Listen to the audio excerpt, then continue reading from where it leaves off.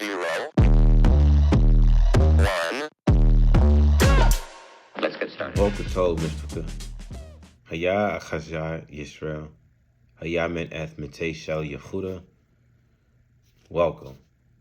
Good morning, family. I am Akazi of Yisrael, and I am from the tribe of Yehuda. Welcome. Today I'm going to have two classes for you. The first class is going to be one slightly broken down from the teachings of our great, most marvelous, most handsome, most beautiful, the true light, Yahweh Ben Yahweh. He gave this class. And when I initially broke this class down, it was about 6-7 years ago. So I was at the beginning of my knowledge of breaking down these words. So it's going to be kind of quick. And then the next class is going to be the one that my wife and I was talking about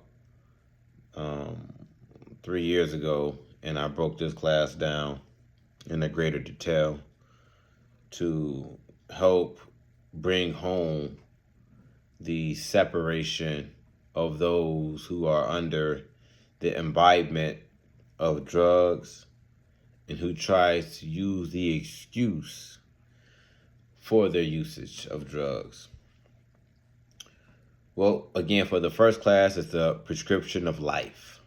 Praise Yahweh. And before we get into it, I just want to say, may Yahweh and Yahweh Ben Yahweh bless you continuously.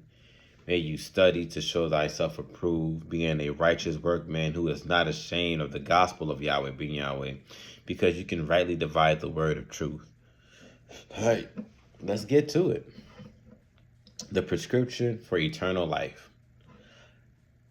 Yahweh Ben Yahweh started this off with Isaiah chapter 11, verse 9. They shall not hurt nor destroy in all my holy mountain, for the earth shall be full of the knowledge of the Lord Yahweh, as the waters cover the sea.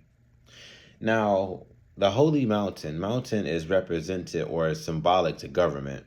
So thou shalt not hurt nor destroy in all of my holy government. Now, this lets you know something. In all my holy government. To me, this saying that some may be destroyed, but not all of us will be destroyed, because those who are some, their faith is not strong enough. Their understanding lacks, so that they will be persuaded out. That means they was never in. For those of us who are truly in, we cannot be persuaded out because we study. And if you study, you have evidence to prove what you are talking about, what you live by, what is the principles, and what is your fundamental laws, as well as ethics. What do you stand on, right? A tree is known by the fruit it bears, right? That's Matthew chapter 12, verse 33, as well as Luke chapter 6, verse 44. Okay? So we see the earnest fruit of the Messiah, the Mashiach, Yud He Wav He Bet Nun Sofi Yud He Wav He, Yahweh Ben Yahweh. Therefore, we study and we can see. Therefore, we study and is able to see, right, the work that is from the scriptures in real time. And when we study, we can see the connection between the Old Testament Hebrew and our people today in real time. And we are able to connect, and we are able to start to climb Yahweh's ladder. Praise Yahweh. So again, thou shalt not destroy in all my holy government, for the earth shall be full of the knowledge of the Lord Yahweh, as the waters cover the sea. Holy is a sacred place or thing. It's clean, ceremonially as well as morally, right? Isaiah chapter 5, verse 13, therefore my people are going into captivity. Why? Because they have no knowledge, and their honorable men are famished, and their multitude dried up with thirst. Again, this is stating what I just said. Not all of us, right, will remain in these two conditions of captivity and famished, right? Captivity is the denuded, especially in a disgraceful sense. Some of us still act in a disgraceful sense. And it shows forth the nakedness of the mind, of how unequipped, how unclothed you are in the mind. Because Yahweh tells us to put on the whole armor of salvation, right?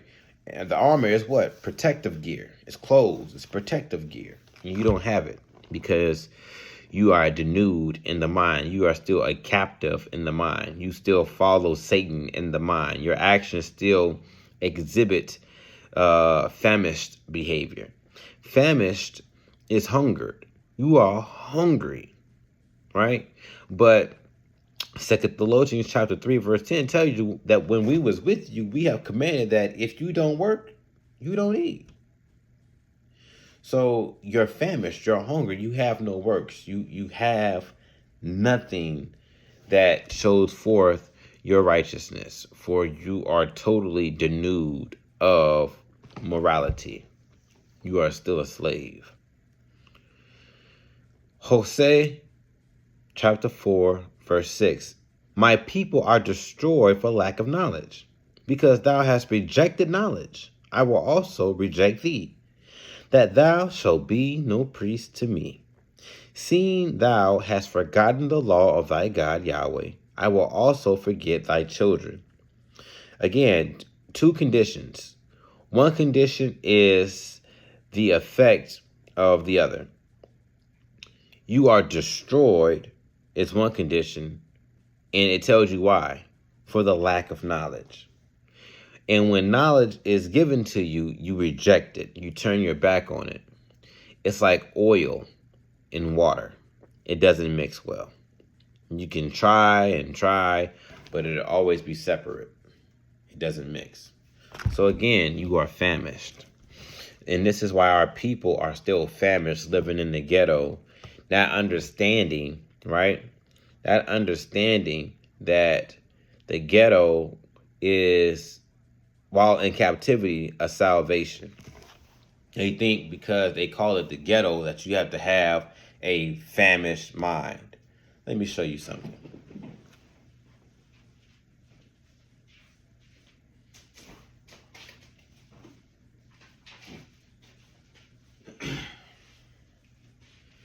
Let me show you what I mean, right? Let me show you what I mean. Just so you know, I'm not speaking out the side of my neck here. What a wonderful day to praise Yahweh with understanding. So, in the book of Jeremiah, right, chapter 30, Yahweh tells us how, well, you know what, I'm sorry, Jeremiah chapter 29, right, verse 4, we're going to read quite some ways, but we'll make it quick. Jeremiah chapter 29. Thus, we're going to start at verse 4. Thus saith the Lord Yahweh of hosts, the God of Israel, unto all that are carried away captive, whom I have caused to be carried away from Jerusalem unto Babylon, America, build ye houses and dwell in them, and plant gardens and eat the fruit of them. Take ye wives and beget sons and daughters, and take wives for your sons, and give your daughters to husbands, that they may bear sons and daughters, and that ye may be increased there and not diminished. And seek the peace of the city whither I have caused you to be carried away captive, and pray unto the Lord Yahweh for it, for in the peace thereof shall ye have peace. For thus saith the Lord Yahweh of hosts, the God of Israel, let not your prophets and your diviners that be in the midst of you deceive you, neither hearken to your dreams which ye cause to be dreamed. For they prophesy falsely unto you in my name. I have not sent them, saith the Lord Yahweh. Verse 10, for thus saith the Lord Yahweh, that after 70 years be accomplished at Babylon, America, I will visit you and perform my good word towards you and causing you to return to this place, which is Jerusalem. Now, few things. He told us to build houses in whatever city we're in the ghetto, to seek peace, and you shall have peace. As well as he says to take wives and have children, to increase our numbers while we are in this land of captivity. And to not listen to the false prophets who get on the TV and rap about being murderers, rap about being drug dealers, or don't be quick to run to the religion of those falsehood teachers, those pseudo teachers who teach you the gods of falsehood that got us in this predicament in the first place. Don't listen to them, but instead listen to Yahweh. He said to plant gardens. Why? Because if you know how to farm, then you can essentially feed yourself, right? And you can also feed your community. Now, I said living in the ghetto is our blessing. How? Because houses are cheap. The neighborhood is run down, so a property is cheap. If a family have, let's say, 6 cousins, and they all are serious about living in peace. If each cousin raised $1,000, that's 60 grand if they all put it together. And let's say it's an old rinky-dink house that's just standing up, taking up space, making the block look ugly. They buy that property, get it torn down, build a community garden there. You go and you buy chickens and you buy livestock, you get a tax cut. That means the government will pay you because you have livestock. You take that money and you flip it. You still put your 10 and 10, giving Yahweh his 10% first and then your 10%. And then you take more of that money and you buy another property and you do the same thing. Now, let's say one of the cousins got 4 friends that want to be included. Now, that's 10 people. Same $1,000. Now you have $100,000. You buy more land, you get more farms, you get more cattle, you get more chickens, you get more goats, you get more lambs, you get all the essentials. You get trailers, you move upon that land, that's your abode. Let's say those 4 friends got 5 cousins, right? That see what y'all doing is righteous. They raise up $1,000, y'all put another $1,000 all in. That's 150 grand. You see what I'm going with this? And you buying land. You buy a house, y'all build it up, y'all repair it yourselves, you rent it out, you sell it, y'all all take that, and you keep reciprocating that. Building up the community of the ghetto. This because it's called the ghetto doesn't mean you have to be famished. You can be moral, you can be just and seek peace, and peace shall be with you. And you can dwell safely in that area and build it up. But you choose to listen to the, as I said, false prophets. You keep giving in to this American dream. And it's a nightmare.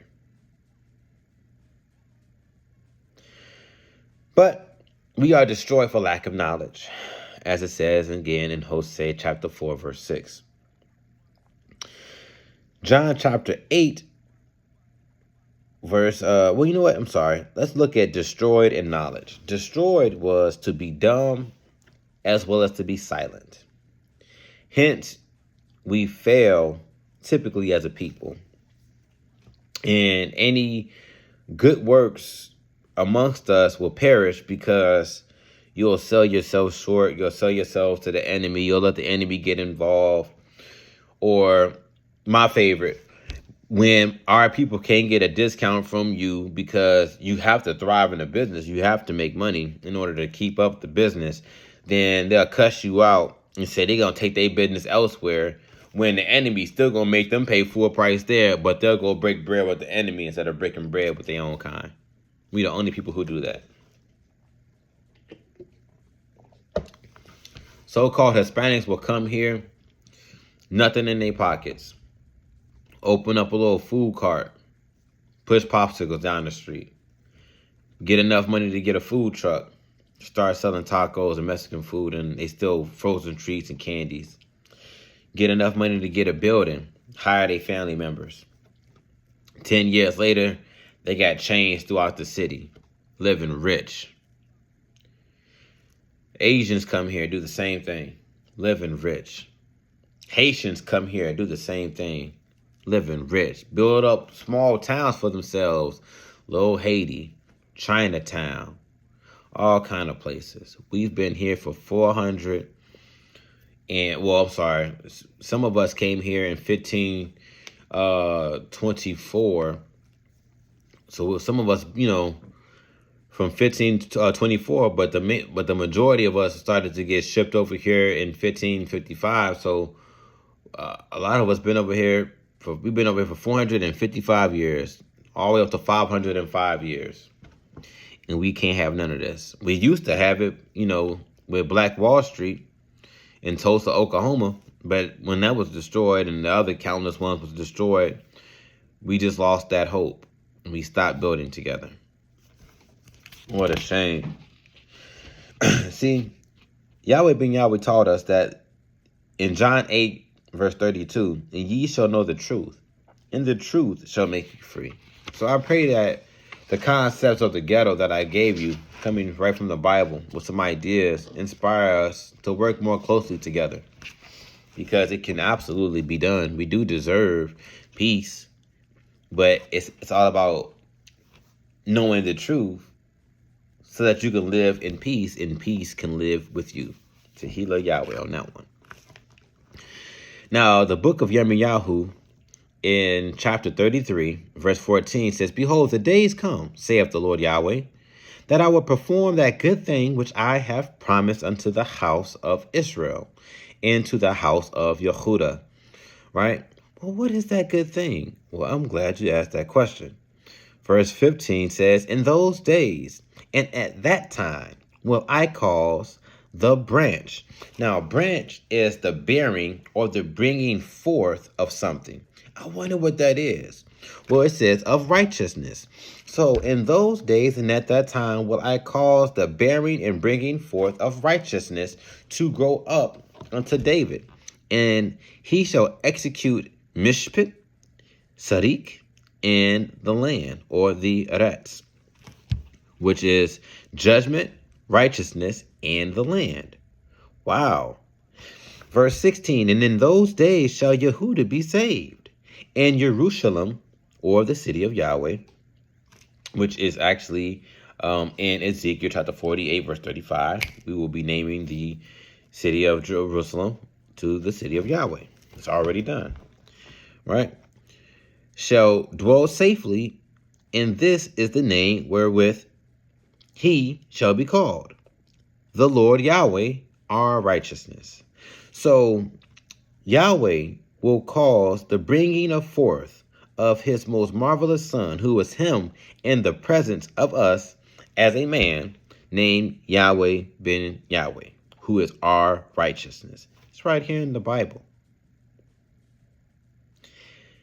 In those days shall Judah be saved, and Jerusalem shall dwell safely, and this is the name wherewith he shall be called, the Lord Yahweh, our righteousness. Now, when you look up Lord in your Bible's dictionary, It tells you any place you see Lord or God, it should be Yahweh. So Lord and God is an epithet, which is a title that is connected to a person's name that denotes some kind of character about themselves. So there's no way the Son of Man can be named a different name and be named after his father. That's insanity, man. He even says, I come in my Father's name, but ye receive me not. Well, what name is the Father? Yahweh. I come in Yahweh's name. Yahweh's name is my name, but you don't receive me. But if I came in a different name or my own name or some funny name, you'll receive it. Because people don't want to deal with the name. That's what it comes down to. People don't like dealing with the name Yahweh. It makes them feel funny because it's going to cause you to really think about your actions in life, right? People say that they won't change, but they really don't want change, because when change is, easily accessible, they don't ever go for it. But when it leaves, then they want to go for it. It's weird, right? But Jerusalem literally means to be safe in mind, body, or estate. Wow. So in those days shall Yehuda be saved, and to be saved and safe in the mind, body, and estate. Wow. Revelation chapter 3 verse 21 says, to him that overcometh will I grant to sit with me in my throne, even as I overcome and am set down with my Father Yahweh in his throne. Tehillah Yahweh. Thank you. Praise Yahweh. If you overcome, you will be able to sit, right, with him in the throne room. You'll have a chair. You'll be able to sit. You'll have delegation. Be able to delegate. That's a shafat. That's a judge. As he sits with his Father in his throne room, you'll be able to sit in the throne room with them. Wow. Imagine that. That is awesome. Right? Yochanan chapter 3 verse 19. Yochanan is the book of John. And it says, this is the condemnation, that light is come into the world, and men love darkness rather than light, because their deeds were evil. Again, a split. Condemnation is the justice specifically of divine law, right? And this is the divine law, that light is coming to the world. Wow. Why? Why has the light come into the world? It is to remind the people of Yehuda that 1 Chronicles 28:4 is still in effect. Howbeit, the Lord Yahweh, God of Israel, chose me, Achaziah, before all the house of my father to be king. Yahweh, howbeit, the Lord Yahweh, God of Israel, chose you before all the houses of your father to be king over Israel forever. Howbeit, the Lord Yahweh, the Elohim shel Yisrael, chose Yahweh Ben Yahweh before all the houses of all of our fathers to be king over Israel forever. For he have chosen Yehuda, that's the whole house, Yehuda, the house of my father, and among the sons of my father, he liked me to make me king over all Israel. Isaiah chapter 44, verse 24. Thus saith the Lord Yahweh, thy Redeemer, and he that formed thee from the womb. I am the Lord Yahweh Ben Yahweh, that maketh all things, that stretched forth the heavens alone, that spreadeth abroad the earth by myself. Deuteronomy chapter 6, verse 24. And the Lord Yahweh commanded us to do all these statutes, to fear the Lord Yahweh Ben Yahweh, our God, for our good always, that he might preserve us alive, as it is at this day. Again, this class was done about 7-8 years ago. So I was still coming into the effects of learning how to study. Now, this class is called Thou Shalt Not Be a Drunkard. And we started this class off in 1 Corinthians chapter 6, verse 10, where it says, nor thieves, nor covetous, nor drunkards, nor revilers, nor extortioners shall inherit the kingdom of Yahweh. Proverbs chapter 23, verse 21. For the drunkards and the glutton shall come to poverty, and drowsiness shall clothe a man with rags. Proverbs chapter 26, verse 9. As a thorn goeth up into the hand of a drunkard, so is a parable in the mouth of fools. Painful. It is painful, right? Isaiah 24, verse 20. The earth shall reel to and fro, right? Like a drunkard, and shall be removed like a cottage. And the transgression thereof shall be heavy upon it, and it shall fall and not rise again. Now here I gave you 4 witnesses of drunkards not inheriting the kingdom of Yahweh. Now, a lot of people want to just exclude drunk as just liquor, but I'm going to show you that it has many definitions, and that, you know, we was taught to look at it all wrong. And hopefully this class will teach you to look at it in a new light, so that you can choose for yourself what ye shall do. Will you remain unmixed, or will you come into the light, say, Yahweh Ben Yahweh, forgive me for thy sins? And, because remember, thy is you. And take me with you into the holy city of Jerusalem, and may I be able to abode with you forever. Now, drunkards, right? Drunkards is sata, which is sin tav he. Now, sata is to imbibe, okay? And imbibe is in both the literal sense as well as in a figurative sense. But it's like a banquet. And this certainty about this banquet is you're going to be drinking, right? You're going to be a drunkard.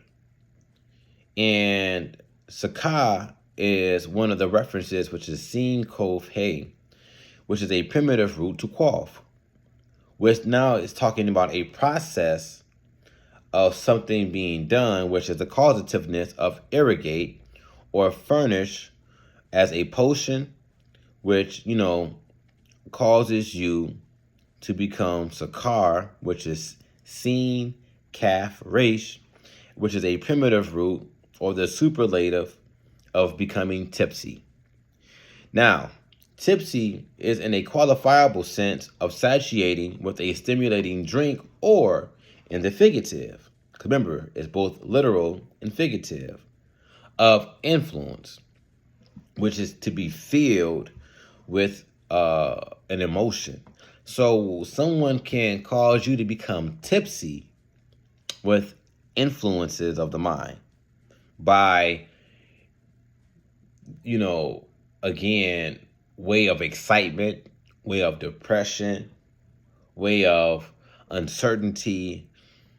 That is being drunk off the word. You never think about it like that.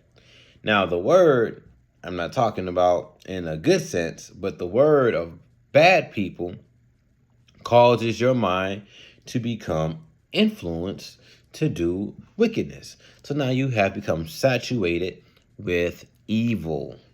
Look at that. But on the good sense, you also have entered into a banquet of a great merry of influence, where you have become tipsy with righteousness. You see, you have to look at it.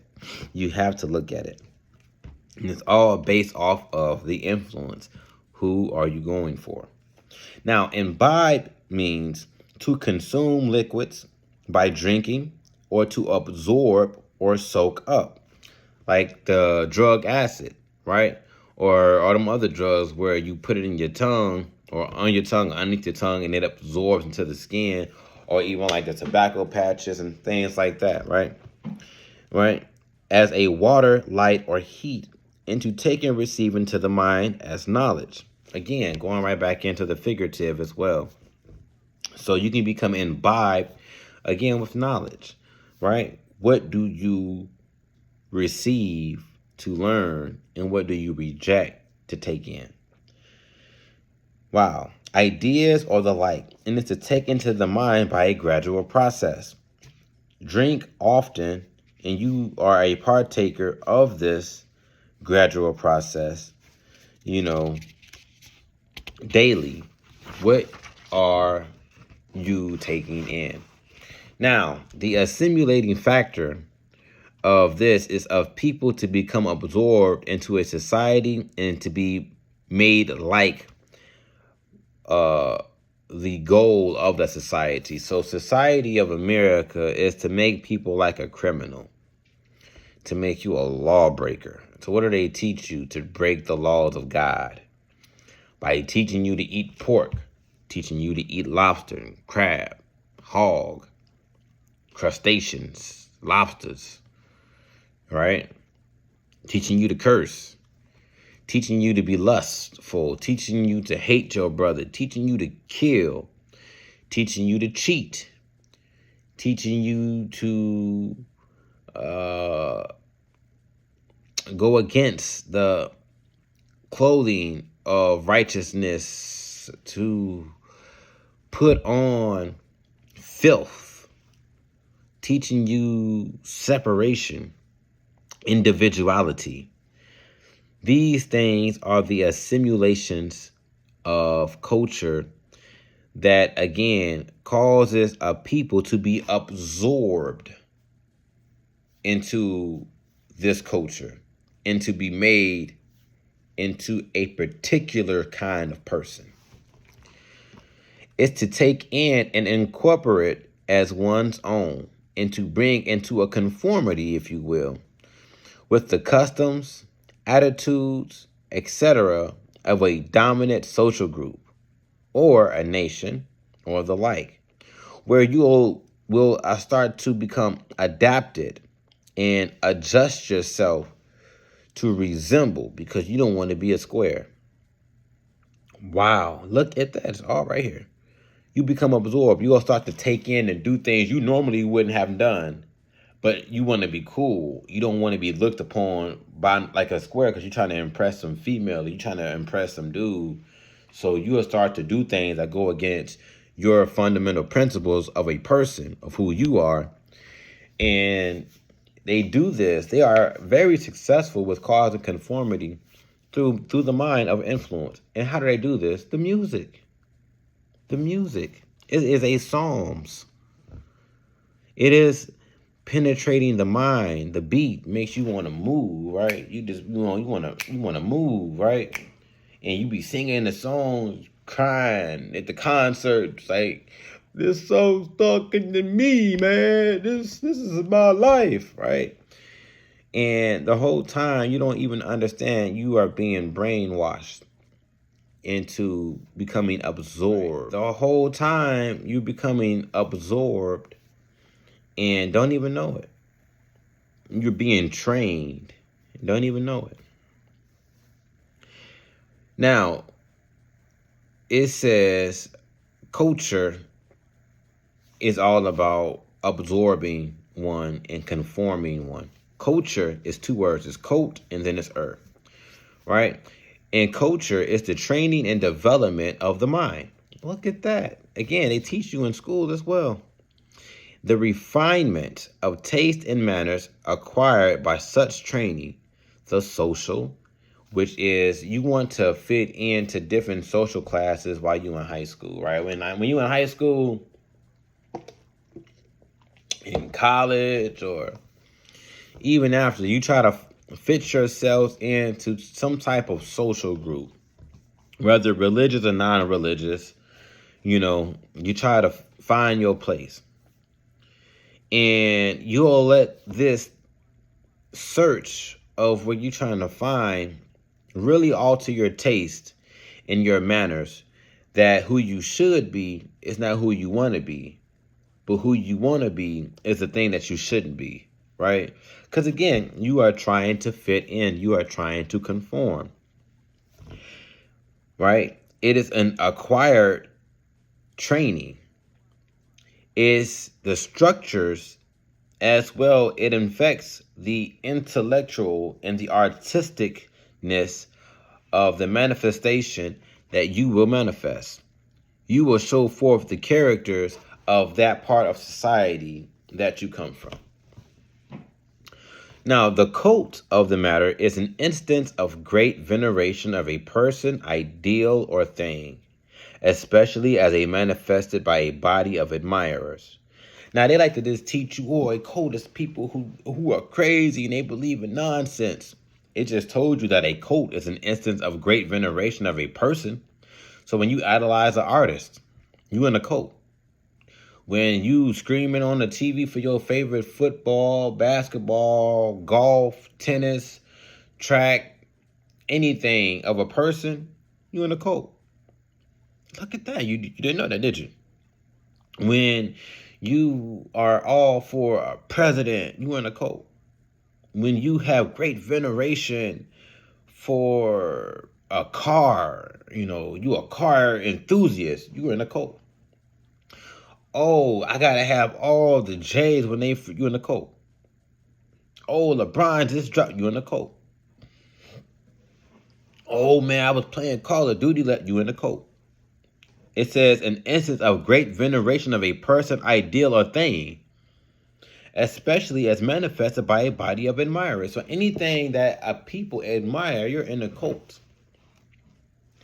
Right? And an admirer is a person or people who regards someone or something with wonder, pleasure, or approval. You are in a cult.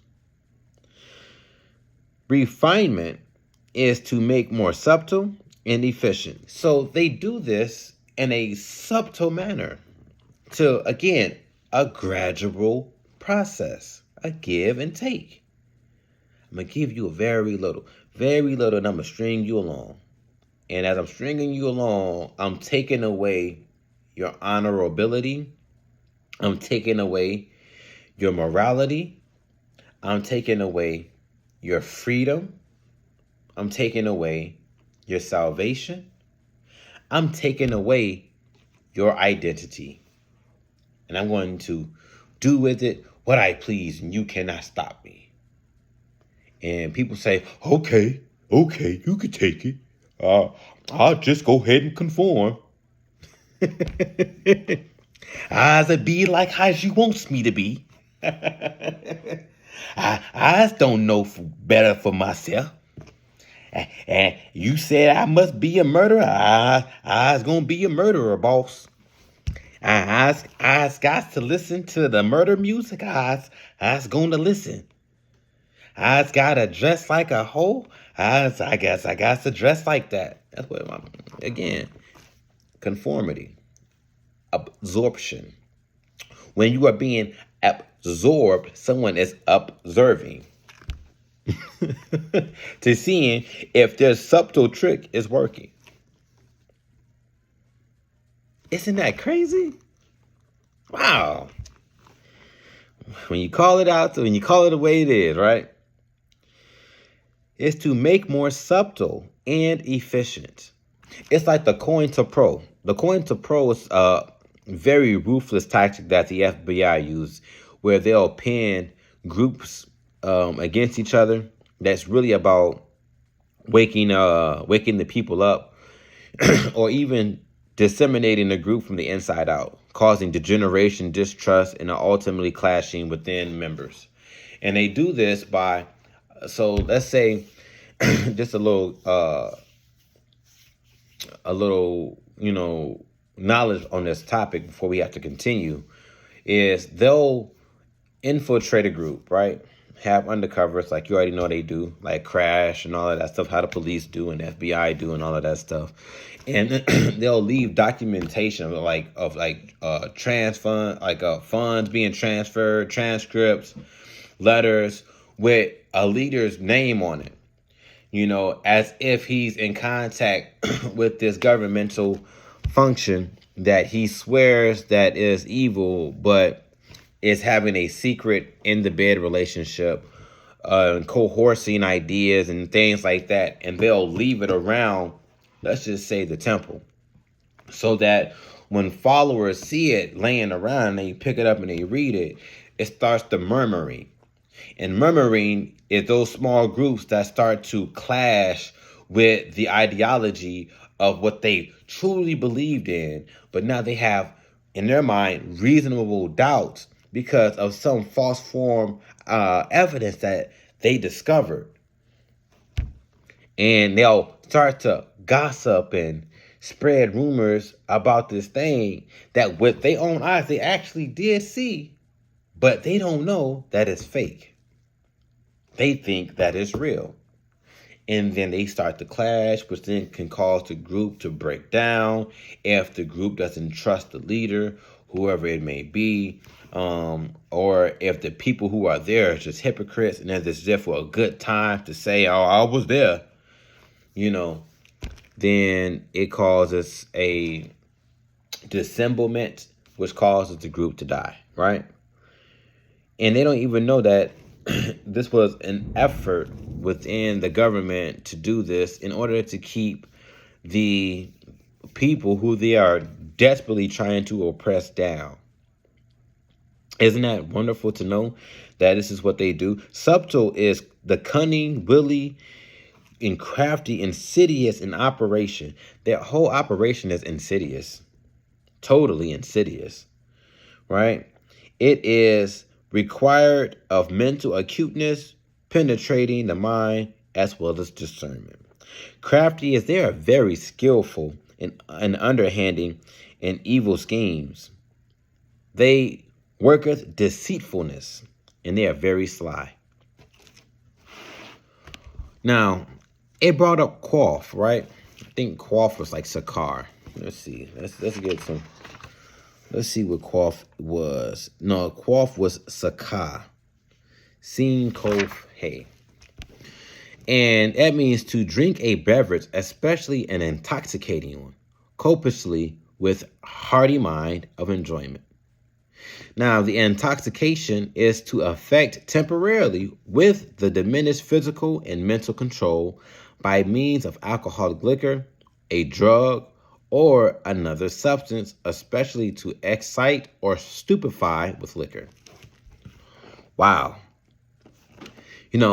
They try to say, well, wine is good for the stomach's sake.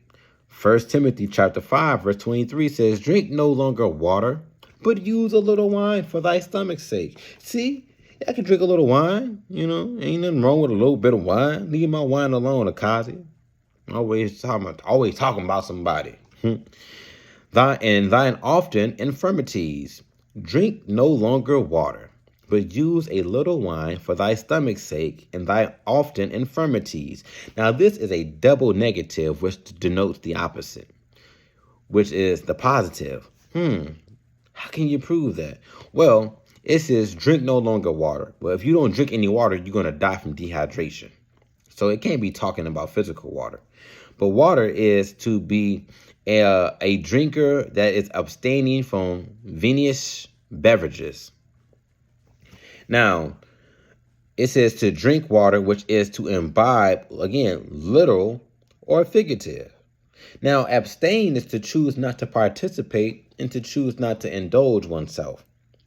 The vinous is pertaining to, which is caused by, made from, or addicted to wine. So abstain from addicted things that cause you to be addicted to it, drugs, violence, hatred. Stay away from it. Don't do it. Abstain from it. Because if you can't, then you might as well just live your life how you gonna live it, because you have a life of infirmity, which is a physical weakness or an ailment or the quality or the state of being infirm. You lack strength. You have moral weaknesses deficiency, and you are failing yourself. The only person you're really failing, you failing yourself, right? So when it says drink no longer water, but take in a little wine for thy stomach's sake, this is talking about for those people who have lack of strength, who show forth moral weakness and failing. They have no type of perseverance about themselves. They see nothing wrong with how they live their life. But Yahweh got something for those people. Again, water is to abstain from vinous beverages. It means to choose not to participate in things that is wrong, which is addiction. And if you can't abstain from that things, then that means you have infirmities. You lack strength. You lack moral conviction. And if you lack strength and moral conviction, these words mean absolutely nothing to you. You're going to continue to roll up that blunt. You're going to continue to play and support these murderers and say we need to give them flowers while they're here. They're a murderer. And if they wasn't rapping, and they seen you in the street and they seen something that they liked around your neck, they would probably murder you. Would you still want to give them person flowers? Makes no sense. Frailty. You show forth frailty. The condition of being weak. You have weak character. But remember, from the prescription of eternal life, our people are destroyed for lack of knowledge. Lack of truth. They lack character. Wow. See, Proverbs 31, verse 4-8 says, "It is not for kings, O Lemuel. It is not for kings to drink wine, nor for princes strong drink, lest they drink and forget the law and pervert the judgment of any of the afflicted. But give strong drink unto him that is ready to perish, because they have infirmity. They have an infirmity character. They lack the strength of being moral. Give the drink to them. Let them drink, because they're going to be destroyed anyway. It says, give strong drink unto him that is ready to perish, and wine unto those that be of heavy hearts. Let him drink, and forget his poverty, and remember his misery no more. Why? Why, Yahweh? Open thy mouth for the dumb, and the cause of all are such are appointed to destruction. Wow. So Yahweh said, if you lack strength, he don't even want you. Let's go ahead and keep doing what you're doing, because you're going to be destroyed anyway. Nothing is strong enough to cause you to conform to a stronger character. You won't put in the effort to obtain morality. So go ahead and just keep doing what you're doing. You're going to be destroyed. And when you get destroyed, don't be mad at nobody but yourself, because it's you who lacked the moral capability of changing. Right? The book of Yirmiyahu, chapter 2, verse 13 says, "For my people have committed two evils. They have forsaken me, Yahweh and Yahweh Ben Yahweh, the fountains of living water, and hewed them out cisterns, which were broken cisterns that can hold no water."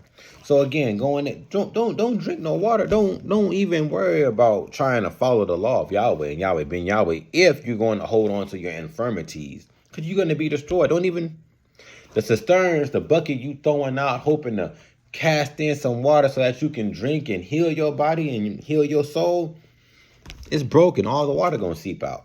So by the time you pull it back in, it's just empty. Don't even worry about it. This is only for those who want to be righteous. That's it. But for people who don't want to be righteous, you spoken of in the book too. When the sons of God came to be with him during the feast, Satan came along, right there with him. And Satan said, if you touch all that he hath on all sides of him, he will curse thee to thy face. Right? But he was hoping we all would curse Yahweh and Yahweh Ben Yahweh to their faces. But no, there are some of us who show forth morality and are showing forth strong regenerational principles of character. And we are putting on the clothes of salvation. And we are drinking the water of righteousness, the fountain of living waters. And we are cleaning ourselves, right? We're cleaning ourselves from all the infirmities, washing ourselves clean and saying, Yahweh Ben Yahweh, we are presenting ourselves unto you so that you may teach us and be able to present us unto yourself a righteous and perfect, beautiful, clean gift, so that we can live with you and be amongst you in your throne room with our Father, our King. Praise Yahweh. Now, cisterns is to dig by analogy and in gracefulness of figurativeness of explanation, declaration, and to be made perfect. Wine is Yahyin, which is Yud Nun Sophie. Yahyin is the meaning to effervesce, which is wine, or as fermented, by intoxication of banqueting. Now, wine is the fermented juice of grapes, which is used especially as a beverage made in various varieties as red, white, sweet, or dry, and still or sparkling, containing no more than 14% alcohol. Lemieux is belonging to Yahweh, which is symbolic to Solomon. So it is not for kings, O my people, that belong to me. It is not.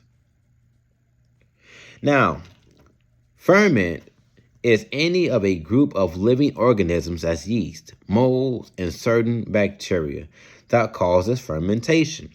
An enzyme that catalyzes the anaerobic breakdown of molecules that yield energy. So ferment or fermentation is living organisms that yield energy. Fermentation is the act or the process of fermenting a chemical conversion brought about by a ferment, as the conversion of grape sugar into ethyl, alcohol, by yeast and enzymes.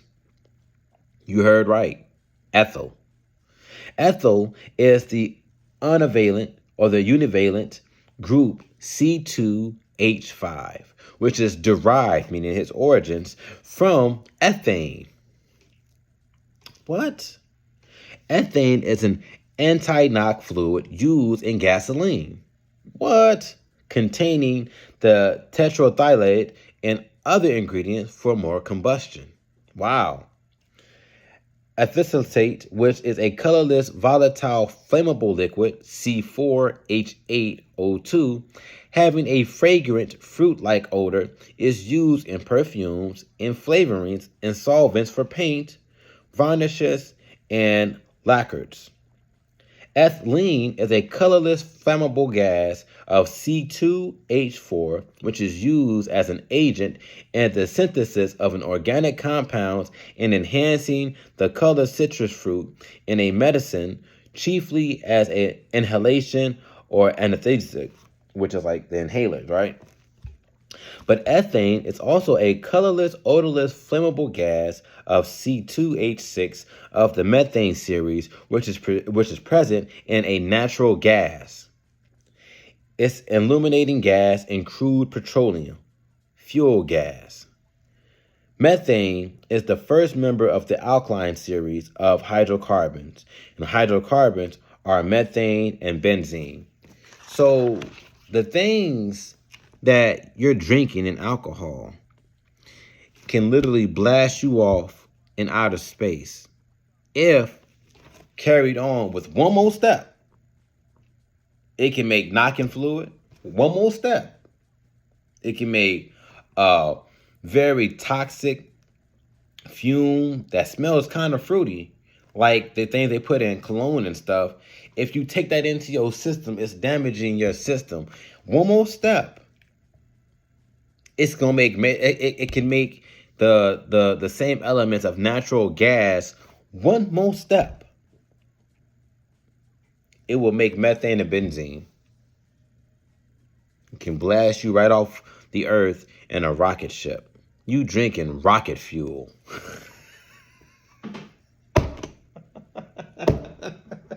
You see how wicked the government is? You see how wicked this devil is? They got you drinking rocket fuel. You working for NASA.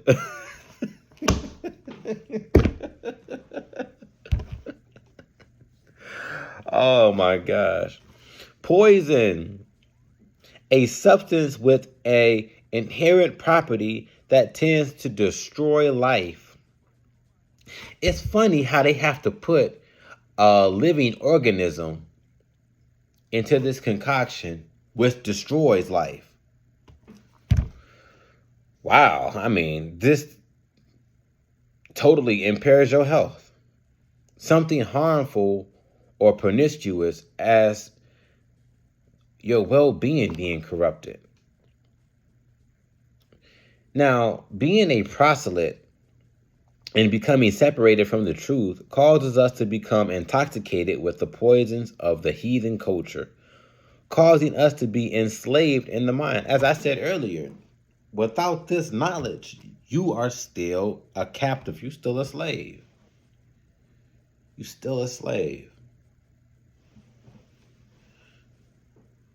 Wow. It attacks the subliminal, subconscious, and conscious and soul. The subliminal is existing or operating below the threshold of consciousness, being or employing the stimuli insufficiently, which then intensifies to produce a discrete sensation, but often being or designed to be intense enough to influence the mental process or the behavior of the individual, resulting from process of which the individual is not aware of. Again, like it told you, right? It told you in the assimilating factor. Again, it says to become absorbed into a society and to make like and to take in and incorporate as one's own and to bring it to conformity with the customs and attitudes of a dominant social group, nation, or the like, which is then adapted or adjusted and to cause to resemble and to become absorbed. Right? I told you that. I told you that. And they do this over time. Over time. The very culture is the training, and again, of the development of the mind, of the refinement of your taste, manners, which is acquired by such training, whether social or religious structures, of the intellectual and aristocratic manifestation that the characteristics of that society brings. Again, I got it. I'm just giving it to you again. Again, that's it. It's the very subtle and craftiness that they uphold themselves in doing. And they cause you to do this to yourself. It's a give and it's a take, children. Said that. Now, the subliminal is existing and operating below the threshold of the consciousness. I'm sorry, we already read that. I'm sorry.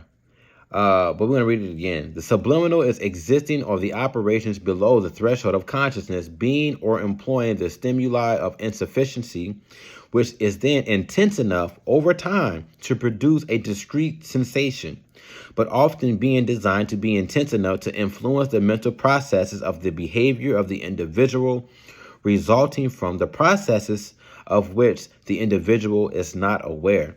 That means over time, they're playing these things. You're seeing things that your mind, that your eyes is not really perceiving, but your mind picks up in the subliminal messages, and it intensifies over a window of time, and then it produces itself inside of your conscious as a supposed original thought. And then you perform this heinous act, not knowing you was just programmed to do it. You thinking that you thought about that yourself. but you was programmed over a series of times. Your brain being wired, and wired. They say when you watch it, they say at the movie theater, what they used to do is when they would play the commercials before the movie, they would flash really fast, go get popcorn, go get popcorn. So fast that the eyes wouldn't see it, but the mind seen it. And it would make you want to go buy snacks because it has been shown to your mind in a subliminal manner of, I need to go pay more money for things that I don't need, right? So that is something we have to hold within our mind. Now, the subconscious is existing or operating in the mind, which is beneath or beyond the conscious. It's the preconscious or the unconscious, and it's imperfect, and it's not wholly conscious. Again, this is also talking about the classes of people, right? You have the subliminal people, the people who only do things to try to persuade you subliminally, and they trying to attack the subconscious ones, the ones that existing in the mind of consciousness. They somewhat conscious, but they still unconscious. And then they go after the conscious, aware of one's own existence, sensations, thoughts, surroundings. They are fully aware of, as well as sensitive to something, which is then having the mental faculties, the mental skills, right, of being fully active. They're deliberate. They're known to themselves. They are alert and awake. They are not sleeping or comatose, meaning they are alive. They are observing the mindful, sensible, keen things, and they are able to recognize as well as understand in the right mind. These are the people that are connected to the soul. And the soul is the principles of life, feeling, thought, and action in humans regarded as the distinct entity which separates from the body the earthly and the spiritual part of humans as distinct from the physical part. These are the high-minded people, the noble people, the warmth of feeling of spirit of courage, of kozak v'matz, the inspiring, the moving spirit of some action of movement. So if you allow worldly activities to inspire your mind, it is the same to imbibe yourself with a poison, needless of drug or alcohol, and it keeps you in a repeated cycle of destruction by entrapping the foundation of your psyche. This is the end of this class, and I pray that you enjoyed it. I enjoyed giving it to you. I pray it helps you think about things on a wider scale, and as well it narrows your mind on yourself of what kind of person are you? What kind of person do you want to be? And I pray that that person you want to be is a righteous and noble person. Because as we heard, our noble men are famished. And it's time for us to grow this famished number into a great multitude of nobility. Another word for noble is kingly, queenly, princely, princessly. Okay? So I pray in the name of Yahweh Ben Yahweh that you have a wonderful day. Thank you so much for allowing me to give you this class. And if you don't mind, I am going to give our Father his prayer, his accolades, his wonderful character. I'm going to enlighten myself to show forth great veneration to our Father Yahweh and his Son Yahweh Ben Yahweh, our King, who is God in the flesh as a son. The Lord's Prayer in Hebrew. Tefillah, Avenu, Shabbat Shemayim, Yikadar Shemeakar, Kavamo Kuseikar, Yosef Zonkar, Shabbat Shemayim, Privadet, Lakenu, Chenla Nivayim, Yupatanu, Alkataninu, Timo Kasoki, Lamanakanu, Lakatinlanu, Beokatinu, Labinakian, Akasenu, Mihara, Kilaka, Amamlaha, the Giverah, the Teferet, Leodame, Olamine, Selah. I thank you, Yahweh, in the name of Yahweh Ben Yahweh. Forever, I love you so much. The healer of Yahweh. Praise Yahweh. All right, family. Have a great day. Akazia, out.